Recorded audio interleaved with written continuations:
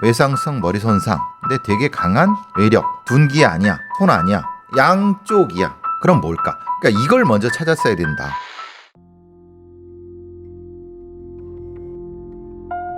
(2019년 11월 19일) 초겨울이 시작되며 찬 공기가 짙게 깔린 어느 새벽, 강원도 정선군. 경찰들이 자동차 헤드라이트에 불빛만 의존해 어둑한 숲길로 들어서고 있었습니다. 인적이 드문 외진 민박집에서 이상한 신고가 접수된 것입니다.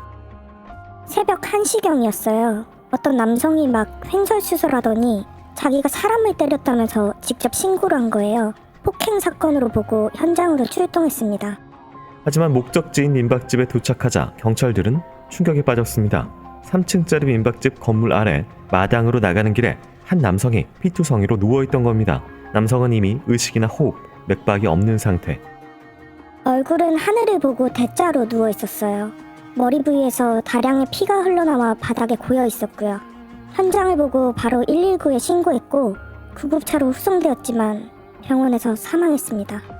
분명 폭행 신고를 받고 출동한 경찰. 하지만 사망자가 있던 마당에 자기가 사람을 때렸다는 신고자는 없었습니다. 혹시 경찰이 오는 사이 도주한 것일까? 그때 민박집 내부를 수색하던 경찰이 다급히 3층을 가리켰습니다. 민박집 1층과 2층은 숙박객 없이 비어있었고 3층에 올라가자 술판이 보였습니다. 30대 정도로 보이는 남자가 혼자서 술을 마시고 있었고요. 딱 봐도 거의 만취 상태처럼 보였습니다. 혹시 마당에서 일어난 사건의 목격자는 아닐까? 경찰은 술에 취해 있는 남성에게 다가가 마당에서 이를 목격했는지 물었습니다. 그런데 남성의 입에서 나온 답변은 황당했습니다. 제가 그 아들 되는 사람입니다. 제가 아버지 멱살을 잡아다가 끊어버렸습니다. 때려 밟아 죽였어요. 아마 지금쯤 죽었을 거예요. 내가 잘못했네. 내가 내 아버지 죽였으니까 안방 한번 갑시다. 너무나 당당한 남성의 외침. 확인 결과 그가 신고자였습니다. 자신이 아버지를 주먹과 발로 수차례 때려 숨지게 했다는 아들.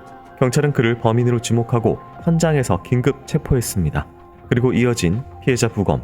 그런데 부검 결과가 좀 이상했습니다. 피해자는 머리 덮개뼈와 머리뼈 바닥에 골절이 있었고 뇌 양쪽 표면에 거미막 및 출혈이 발견됐습니다. 직접적인 사망 원인은 두개골 골절 및 출혈, 즉 외상성 머리 손상입니다. 그런데 두부 손상은 매우 강력한 외력에 의해 발생해요. 주먹으로는 좀 힘들죠. 설령 가능했다면 가해자 주먹에 상당한 상해가 생겼을 겁니다. 하지만 아들의 손이나 팔에는 두부 손상을 일으킬 만한 멍등의 흔적이 전혀 발견되지 않았습니다. 그렇다면 둔기를 사용한 건 아닐까? 하지만 현장에서 둔기로 보이는 물건은 발견되지 않았습니다. 현장에서 범인이 잡혀 쉽게 마무리될 줄 알았던 사건. 하지만 아들의 말과 다르게 돌아가는 상황들. 민박집에서 아들과 아버지 사이에 어떤 일이 생겼던 것일까?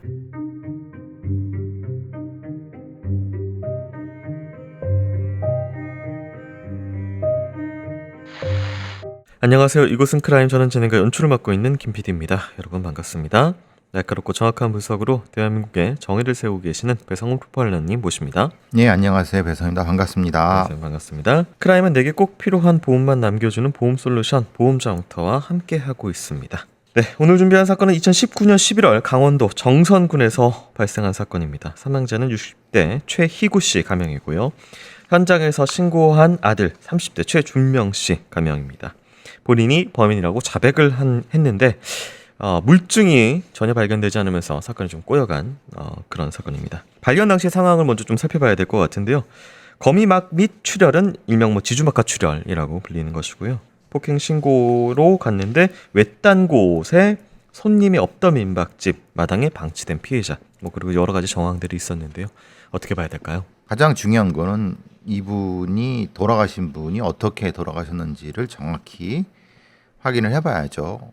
자기가 죽였다고는 당사자가 이렇게 했어도 그 사체에 있는 상흔과 정확히 비교해서 해야 되는 거니까 여기서는 피투성이, 그 다음에 하늘을 보고 대자로, 그 상태, 그리고 흉기는 아닌데 다만 이제 머리뼈 쪽에 골절, 뇌 양쪽 표면에라고 하는 것이 조금 걸려요. 그래서 네. 골절은 어떤 충격을 받아서 그랬겠죠. 그래서 그 출혈 그리고 외상성 머리 손상, 근데 되게 강한 외력. 그런데 사실 이 정도는 맨손으로 힘든데 주먹이 아닌 그럼 뭐야? 그럼 가해자 주먹이 또 그만큼 부서졌을 텐데 그것도 아니야. 그럼 뭘까? 그러니까 이걸 먼저 찾았어야 된다. 둔기 아니야, 손 아니야. 그런데 그 이상의 힘이 했어. 근데 양쪽이야. 양쪽이란 게 왜 중요하냐면 우리가 굉장히 교통사고에서 강하게 앞으로 땅 하면 문제는 앞이 터질 것 같지만은 뒤가 터집니다. 왜냐하면 충격이 우리가 뇌의 두개골이 따랑하니까 앞뒤 이렇게 되거든요. 그러니까 혹시 다른 뭐 위에서 떨어진 무엇인가에 의해서 맞아서 이런 것도 생각해 봐야 되거든요. 강한 힘이니까. 네. 그러니까 이것을 분리해서 물적 증거를 중심으로 봤어야 된다.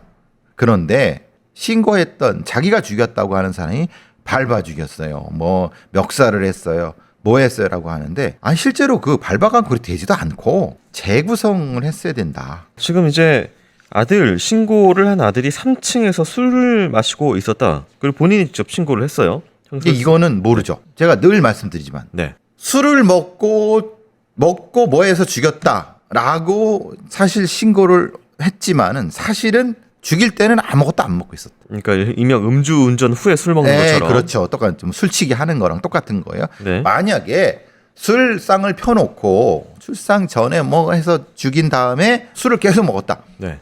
어떻게 확인할 거냐? 그럼 그러니까 명확히 해야죠. 심지어 이 같은 경우에도 지금 일단 진술하고 현장 물증이 안 맞고 안 맞죠? 그 다음에 지금 심신미약으로 기억이 안 난다. 내가 술을 먹어서. 그렇죠. 그러면 입증 책임이 넘어가고 입증 못하면 무죄인 상황인 거잖아요. 부자라기보다는 곤란을 겪죠. 정확히 말하면. 네네. 예. 이게 살인, 호의가 없으니까 살인이 아니라 네. 사고. 근데 지금 이제 이런 부분 아까 얘기한 뭐 두부에 엄청난 정도의 충격이 있었는데 둔기 같은 거가 또 현장에서 발견이 되진 않았지만 일단 손은 아니고 둔기를 뭐 치우고 근데 오기 전에 둔기로 하긴 애매해요. 왜냐면 네. 우리가 딱 봐도 정해져 있는 것이 네. 망치, 뭐 막대기, 뭐 이런 것들이거든요. 네. 근데 그런 건 구분을 할 수가 있어요. 그러니까 정확히 어떻게 죽었는지를 파악을 해야 된다는 거예요. 도구를 찾아야지. 네. 도구를 안 찾고 그냥 진술로 그건 아니죠. 아 근데 이건 뭐 번외일 수도 있지만 저희가 흔히 그냥 장돌이나 그 망치 같은 걸로 치면 일반 반달 모양 같은 그렇죠. 상흔이 하세은이 생기죠. 남기잖아요. 그럼. 그런데 고무 망치를 그래서 이제 사용을 한 뭐 그런 범인들이 전에 근데 고무망치도 그 부분만 들어가지. 네. 이거는 전체적으로. 그럼 이렇게 된 거죠. 예를 들면 이런 거죠. 머리를 무엇인가 솜 같은 거로 싸고 무엇인가 강한 이딴만한 걸로 강한 힘으로 빵 하는 형태의 그러면 이렇게 될 수도 있죠. 그건 거의 뭐 트릭 수준이네요. 그렇죠. 네. 그러니까 그걸 찾아내야 된다는 거예요. 트릭을 찾아내야지 범죄를 네. 수사하는 거죠. 자, 용의자는 잡혔지만 자백 이외의 물증이 없는 상황에서 경찰은 확실한 물증을 찾기 위해서 수사를 이어갑니다.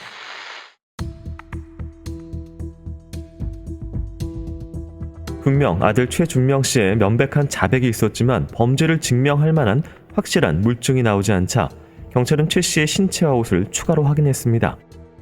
조사 결과 아들의 양팔에 긁힌 상처와 엄지발가락의 상처를 추가로 발견했습니다. 오른손 손가락과 상의에서 혈흔도 발견됐고요. 아버지의 것이 맞는지 유전자 검사를 해볼 예정입니다. 확인 결과 아들에게서 나온 혈흔은 모두 피해자인 아버지 희구 씨의 것이었습니다. 하지만 발견 당시 다량의 피를 흘렸던 희구 씨, 만약 준명 씨가 아버지를 때려 숨지게 했다면 그 혈흔이 준명 씨에게도 다량 튀어야 맞는데 발견 당시 아들의 옷은 그에 비해 너무 깨끗했습니다. 게다가 아들의 손에서는 아버지의 흔적이 발견되지 않았고 입고 있던 바지에도 아버지의 혈흔이 나오지 않았습니다. 이상한 건 더 있었습니다. 마당과 민박집 내부 전체 혈흔 검사를 했는데요. 마당과 3층 작은 방 입구 바닥에서 마른 혈흔만 발견됐고 그 외 어디서도 혈흔이 발견되지 않았습니다. 만약에 피해자를 밟거나 때려서 살해했다면 범인의 옷이나 신발에 피가 묻었을 거고 그 상태로 3층에 올라갔다면 피가 집안 곳곳, 적어도 계단에나 묻었어야 정상인데 전혀 발견이 되지 않았어요. 정리해보면 아들이 아버지를 마당에서 모종의 방법으로 죽인 뒤 자신의 몸과 민박집에 어떤 흔적도 남기지 않은 채 3층으로 올라와 직접 신고까지 했다는 것. 경찰은 도통 앞뒤가 맞지 않는 사실에 혼란에 빠졌습니다. 그런데 사실 지난 새벽 민박집으로 경찰이 출동했을 당시 그곳 현장에는 아들 부자 말고도 한 사람이 더 있었습니다. 바로 최 씨의 친척 할아버지인 병인 씨였습니다. 처음엔 아들 혼자 있는 줄 알았어요. 그런데 구석에 웬 남성이 쓰러져 있더라고요. 근데 온몸이 만신창이었어요. 발견하자마자 바로 병원으로 이송했었죠. 누구에 의해 입은 것인지 알 수 없으나 심각한 상해를 입은 것으로 보였던 병인 씨. 그는 양쪽 갈비뼈와 쇄골이 골절되었고 머리와 얼굴, 이마, 손가락, 몸 전체가 만신창이었다고 했습니다. 치료 후에도 신경마비, 기억 상실, 두 다리의 마비 등 중한 상해를 입은 병인 씨. 경찰은 유일한 목격자인 그의 병실로 찾아가 사건 당일에 대해 물었습니다. 그런데 그날 희고랑 희고 아들내미 준명이 이렇게 셋이서 민박집 3층에서 술을 마셨습니다. 그런데 제가 일찍 술에 취했는지 기억이 안 나네요. 저도 제가 왜 다쳤는지 모르겠습니다. 희고랑 싸우다가 다친 건지 혹시 제가 사망과 어떤 관련이 있는 건지 아닌지 모르겠습니다. 너무 괴롭습니다. 아무것도 기억이 나지 않는다는 병인 씨. 경찰은 그가 기억 상실을 겪는 것을 확인하고 더 이상의 구체적인 조사를 진행하지 않았습니다. 그런데 이 모든 이야기를 듣고 있던 병인 씨의 아내가 경찰에게 말을 건네왔습니다. 준명이 걔 원래 술 마시면 좀 난폭해져요. 아마 그걸 저희 남편이 꾸짖었을 거예요. 그런 거 못 보는 사람이라. 이유는 뻔하죠. 준명이가 못 참고 남편을 때렸을 거고 희구 씨는 가서 말렸을 거고 그러다 준명이가 지 아버지를 마당까지 끌고 가서 죽인 거 아닐까? 전 그렇게 생각해요. 평소 난폭했다는 아들 최 씨. 정말 그가 술김에 분노해 아버지를 무참히 살해했던 것일까?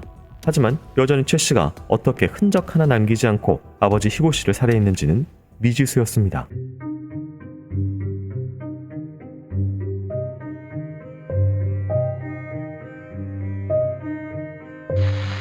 당시의 현장, 혈흔 이런 것들을 조사를 했는데 어쨌든 때렸건 주먹으로 했건 살해를 했다는데 옷과 어떤 신체 이런 것에 혈흔, 특히나 또 이제 몸에 묻거나 그러면 바닥에 움직이면서 떨어지거나 이래야 되는데 동선에서 발견이 안 됐었거든요. 루미널 검사를 했을 겁니다. 네. 이동 동선에 안 나왔죠.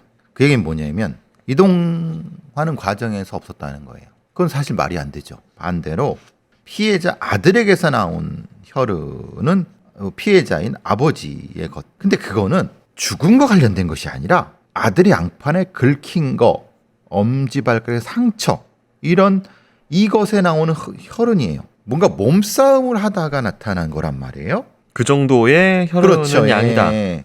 이거에서 미스터리가 되는 거예요. 일단 본인의 말과는 전혀 현장 증거는 없네요. 그렇죠. 네. 본인이 막 때리고 했다 그러는데 증거가 없어요. 거꾸로 본인은 아버지한테 긁힌 상처가 있을 뿐이에요. 네. 3층에 있던 현장에 이게 할아버지, 사촌 할아버지 병인 씨가 계셨는데 굉장히 기억 상실 걸릴 정도로 또 몸에 많은 상흔도 있었고요. 근데 기억 상실은 그거는 본인 얘기니까 그건 사실 의미가 없고 네. 중요한 건 피가 아니에요. 갈비뼈, 쇄골, 머리, 온몸에 많이 맞은 거잖아요. 네.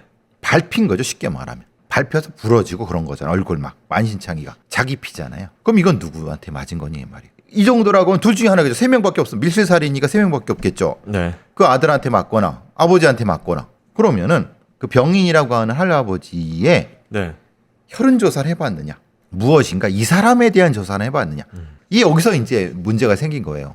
죽은 사람이 하나고 산 사람이 둘이면은 산 사람 둘을 원래 조사를 해야죠. 그렇죠. 네. 한 사람만 하면 안 돼. 2명을 다 해야 된다. 근데 당시에 경찰은 네. 안 했습니다. 왜 안 했을까요? 진술 중심으로 했다는 거야. 자기가 신고해서 내가 죽였다고 하니 그래 네가 죽였구나. 근데 했는데 저기 쓰러진 할아버지 여기 부러졌으니까 병원에 가서 이렇게 했다는 거야. 네. 이게 초동 수사의 엉망이라는 거예요. 그래서 반대로 이 할아버지가 죽인 후에 스테이징을 했다고 해도 사실은 가능성은 오히려 아들보다는 가능성이 높다. 아들은 나온 게 없잖아요. 증거가. 그러니까 서로 말하면 모든 접촉은 흔적을 남겨야 되는데 그렇죠. 둘 사이에 뭔가 있다면은 양쪽 다 흔적이 남은 사람은 오히려 양쪽 다 다친 사람은 아버지하고 그 병인 씨 그렇죠. 이렇게 되는 거죠. 그렇게 돼야 되는데 네. 몰라요. 왜 병인이라는 사람은 조사를 안 했기 때문에 뭐가 있는지 모르는 거예요. 근데 아이디어가 있어요. 병인 씨 아내란 사람이 네. 뭐라고 했냐면 난폭하다. 그건 자기 생각이지. 아니 난폭할 수 있죠. 그리고 폭력적일 수 있죠. 남편이 꾸짖었을 거예요. 그런데 이유가 뻔하죠. 준명이가 못 찾고 내렸을 거라고 하는데 준명이가 완전히 개란 소리잖아요. 친척 할아버지를 죽일 듯이 때리는. 그리고 아버지는 죽이고. 그렇죠. 아니 물론 이런 진술 좋아. 그러실 수 있지. 그럼 이전에 그런 일이 있었어? 그 정도야? 그러니까 한 번은 의심해보고 확인을 해봤어야 되는 거죠. 그래서 어쨌든 경찰은 이 어떻게 도대체 아들 준명 씨가 피를 붙이지 않고 범행을 저질렀는지 요즘 이거를 해결하는데 굉장히 관점이 꽂혀 있었고요. 그러다가 새로운 사실을 발견합니다. 그 내용 한번 살펴보도록 하겠습니다.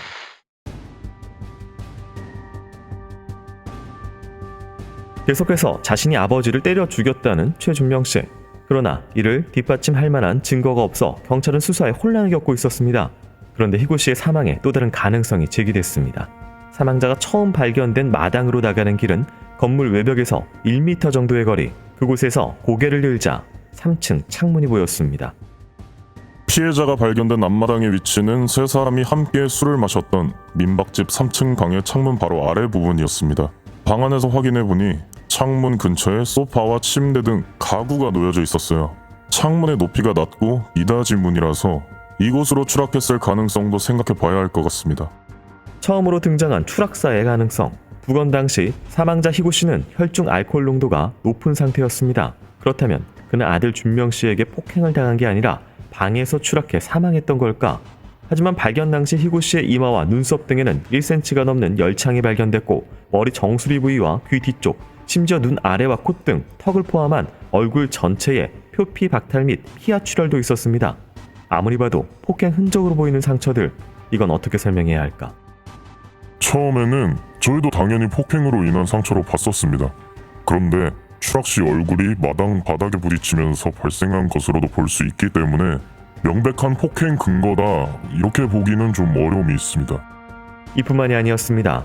희구 씨는 쇄골과 등뼈에도 골절이 있었는데 이는 폭행으로 발생하긴 어려우며 오히려 머리가 과도하게 뒤로 젖혀지거나 충격이 전해지는 경우에 발생할 수 있다는 겁니다.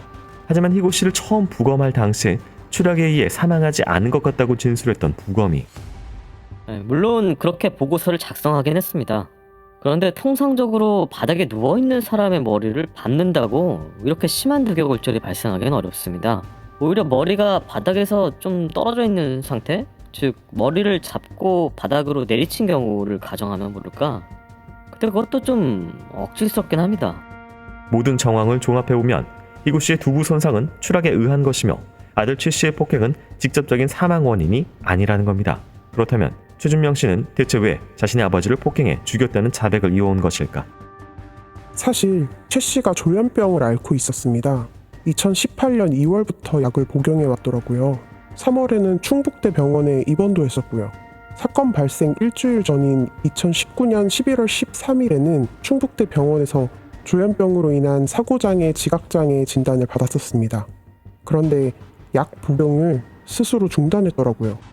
더욱 놀라운 것은 최준명 씨가 폭행 및 살인에 대해 신고를 한 게 처음이 아니었던 겁니다. 2019년 7월 1일부터 10월 5일까지 수차례 신고 내역이 남아있던 최준명 씨. 그 내용은 황당했습니다.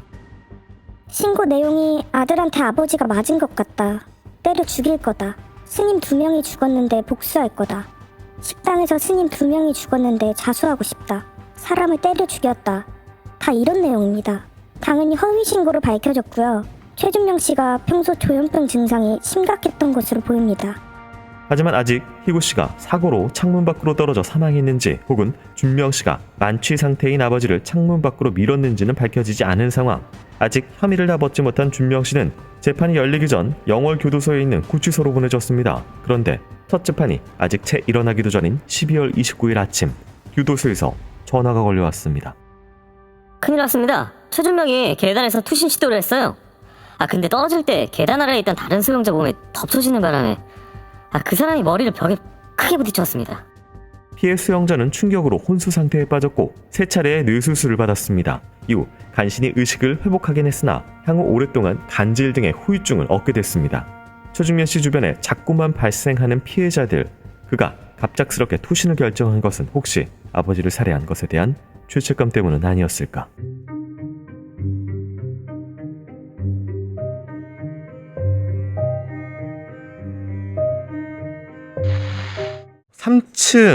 (3층에서) 아래로 쭉 봤을 때 한 1m 정도 거리에 아버지가 하늘을 보고 대자로 발견돼 있었습니다. 때문에 이 혈흔이 없는 것에 대해서 추적하다 보니까 혹시 거기서 그냥 추락사한 것은 아니냐 이런 가능성이 제기가 됐었거든요. 제가 계속 말씀드린 바가 있죠. 네. 밀면 어떻게 된다 그랬죠? 회전력이 생긴다 그랬죠. 네. 상체가 밀리니까 걸려갖고 휘잉해서 뿡 제가 떨어지면 어떻게 되죠? 다리부터 떨어지고. 그러니까 보통 자기 스스로 떨어졌을 때 그 건물 밖을 얼굴이 건물 밖을 향해서 이렇게 아래로 떨어지는 경우가 있고, 그러니까 뒤로 이렇게 무슨 뭐 네. 그런 거는 뒤통수로 떨어지는 건 없기 때문에 말 그대로 그거는 영화적 상상이고 네. 그게 아니라 투신한다고 하면은 보통 서 있는 상태에서 뛰어내리는 거예요. 네. 그러거나 아니면은 조금 더 되면은 그냥 있는 상태에서 뚝 떨어지거나. 지금 이분은 허리나 아니면 다리나 이런 데가 골절된 게 아니에요. 그런데 문제가 걸리는 건 뭐냐면 이분이 쇄골과 등뼈 골절이 있어요. 이게 어떻게 되느냐 하면은 이게 휙해서 여기가 뒤로 확 젖혀지면은 네. 어떻게 되냐면 목뼈에 의하면 이게 퉁 쳐갖고 이쪽이 날아갑니다. 그러니까 뒤통수가 척추랑 연결되어 있기 때문에 그렇죠. 앞으로 이게 강하게 강하게 하면 이게 앞뒤로 네. 가서 이렇게 되다 보면 이게 목이 붙어 있는 형태가 이 아래쪽을 쳐버립니다. 그래서 쇄골이나 네. 이쪽이 부러져 버리는 거예요. 네. 이 부검이도 그건 알았어요. 왜냐? 부검이가 뭐라고 했냐면 바닥에 있는 사람을 머리를 막 때린다 하더라도 이런 상처는 낫지 않는다. 근데 떨어져 갖고 이렇게 회전력이 떨어져서 이렇게 되면은 가능하다는 얘기예요. 네. 근데 여기서의 망치는 건 뭐냐면은 이마, 눈썹, 열창, 정쇄골이 턱 이건 부분이라 피하라는 거예요. 근데 이것도 두 가지 가능성이 있어요. 맞아서 되는 경우도 있지만은 네.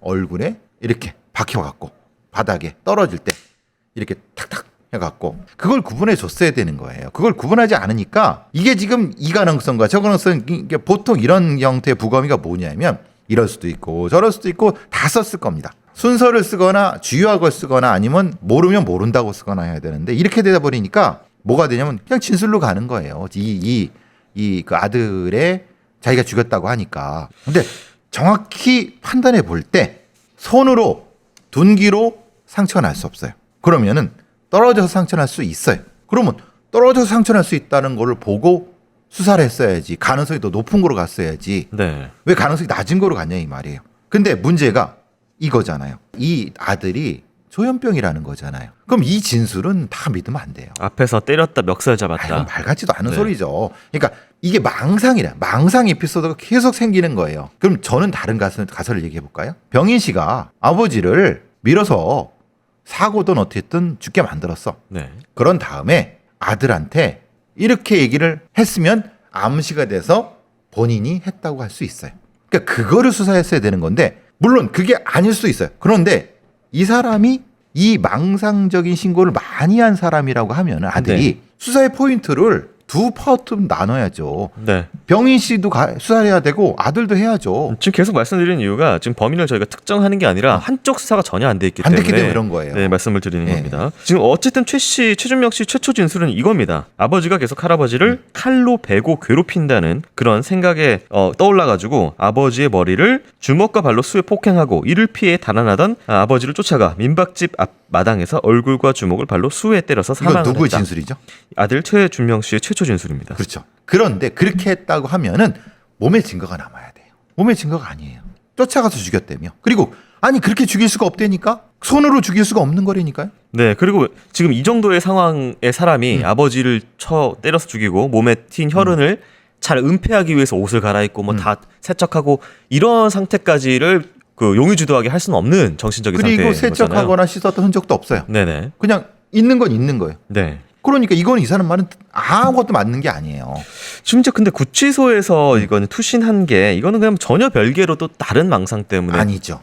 네. 네, 조현병이 제가 계속 망상 에피소드라고 하는 것은 네. 뭔가를 봤거나 뭔가가 이것이 있다고 하면 그게 계속 이 사람 머릿속에 도는 거예요. 벗어날 수 없어서 자기가 그렇게 선택을 하는 건가요? 그렇죠. 자기가 죽인 것일 수도 있고 네. 자기도 그렇게 한 것일 수도 있고 그걸 본 것일 수도 있고 네. 그걸 들은 것일 수도 있는 거예요. 그러니까 지금 굉장히 충격적인 뭔가를 마지막에 본인이 예, 기억에 남는 건데 그렇죠. 그게 자기가 한 건지 가설인데 병인이라는 사람이 아버지를 밀어서 죽인 걸 옆에서 보고 그것이 에피소드 남아서 똑같이 한 건지 그럼 이게 좀 저희가 한 가지 놓고 지나간 게 그 창 관련된 이야기가 하나 네네. 있는데요. 이 창은 어떤 창이었냐면은 3층 방의 창문이 넓이가 4m, 높이가 1m 50입니다. 근데 1m 50은 바닥에서 이제 40cm 위부터 해서 요만큼 있고 그다음에 거기부터 창인 예, 거죠. 그러니까 190cm 정도 위에가 마지막 노선이고 꽤 넓은 창이었고요. 정강이 정도의 높이였다고 해요. 그리고 가장 중요한 게 경찰이 현장에 도착해서 마당에서 3층을 바라봤을 때 이 창문은 닫혀 있었다. 그렇죠. 그럼 누가 닫은 거죠? 그럼 닫은 거는 조현병 환자가 닫았는가요? 그건 그건 확신을 할 수는 없지만 실살인이란 말이에요. 네. 거기 세 명밖에 없어요. 네. 이 사건을 너무 쉽게 봤어요, 경찰들이. 제가 병인한 사람을 범인으로 추정할 수 있다고 하지만은 증거가 없어요. 그런데 명확한 거는 이걸 수사한 사람들은 해야 될 걸 안 했기 때문에 안 맞아. 안 맞는데 대충 기소해버린 거예요. 이건 대충이라고 해도 할 말이 없어요. 그 검사나 이 경찰들은. 그 창문이 닫혀 있었다라는 건 사실 이제 어쨌든 첫 번째 가능성은 지운 거죠. 본인이 실수로 뛰어내렸다면 다들 위에 3층에 있는 사람이 다들 이유는 본인의 없으니까. 추락사, 죽은 네. 사람의 추락사는 아닌 실수는 거죠. 아닌 거죠. 그럼 고의는 무조건 있는 상황인 거죠. 그렇죠. 그럼 둘 중에 하나죠. 병인과 아들 둘이죠. 그 이야기는요. 재판 결과를 살펴보고 같이 이야기를 한번 해야 될 것 같은데요. 재판 결과 살펴보기 전에 전하는 말씀 듣고 오도록 하겠습니다. 와. 왜? 무슨 일 벌어졌나? 이게 되네요. 저희 방송 보시고 보험 장터로 상담하신 분이 기존 보험료 39만 원 정도에서 20만 원 정도 줄여서 19만 원 내시면서도 보장 항목이 넣으셨다네요. 김 PD, 자네를 보면 항상 이런 생각이 들어. 무슨 생각이요? 이 인간 싹 패구나. 인간에 대한 믿음이 없구나. 무슨 소리 하시는 거예요? 김 PD, 우리 광고주야. 믿어야지. 이게 실제 사례라고. 심지어 그분은 기존에 중증 질환인 뇌출혈, 급성 심근경색만 보장되다가 보장 항목이 경증 질환인 뇌동맥류와 협심증까지 보장을 확대받았다고. 와, 보험료가 줄면서 보장까지 늘었다고요? 1대1 상담을 통해서 보험료는 팍팍 줄이고 보장은 쫙쫙 늘려준다고. 번호가 뭐죠? 1544-5788. 자세한 건 더보기 눌러보라고. 더보기 눌러서 보험장터 링크 클릭하거나 카톡 아이디 JK6003 검색해도 되는군요. 근데 진짜 이렇게 믿음이 부족한 자네는 역시 쇼핑. 믿는다고요. 광고주님 믿는다고요. 미래를 위한 안전장치 보험장터. 보험은 보험 전문가와 상의해보세요.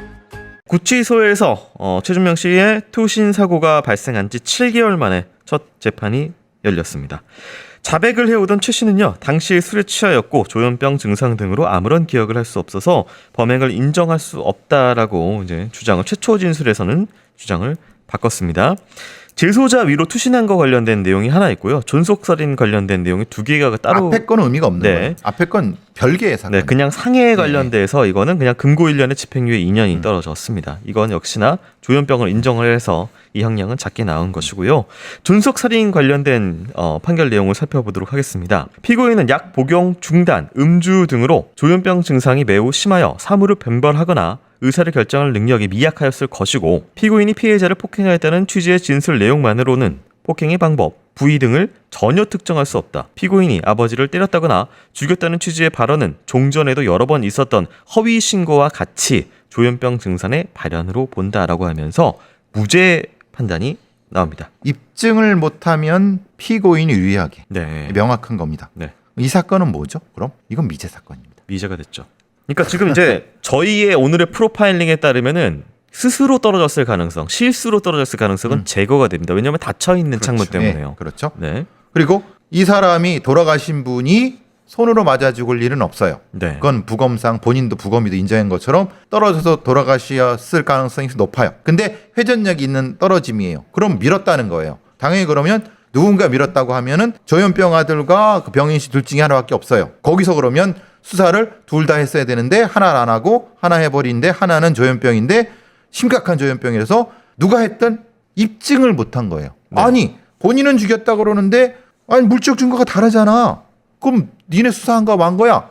무죄 이거죠? 그러면은 이걸 지금 수사를 재수사할까요?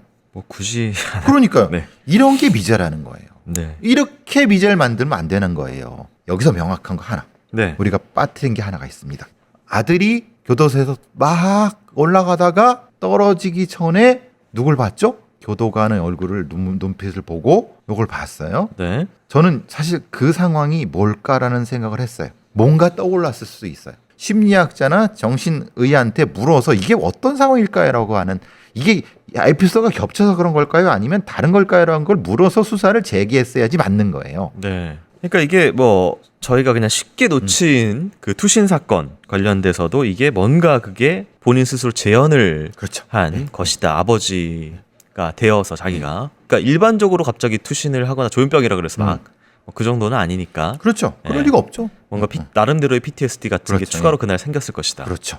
그렇게 봐야 맞는 거예요. 네. 일단 어쨌든 지금 이 사건은 사람이 저희의 추정으로 살해됐는데 범인은 없는, 혹은 뭐 범인이 무죄를 받은 그런 사건입니다. 무슨 일이 있었는지는 그날 그 공간에 있는 3명 중에 1명, 적어도 2명은 알고 있는 그런 사건이고요. 진실, 아들은 알고 있을까요? 지금도 아들이 뭐 정신이 돌아오면 진술을 할 수 있을지 뭐 그런 것도 향후에 조현병이 너무 심해서. 궁금합니다. 자, 교수님 오늘도 좋은 말씀 감사합니다. 수고하셨습니다.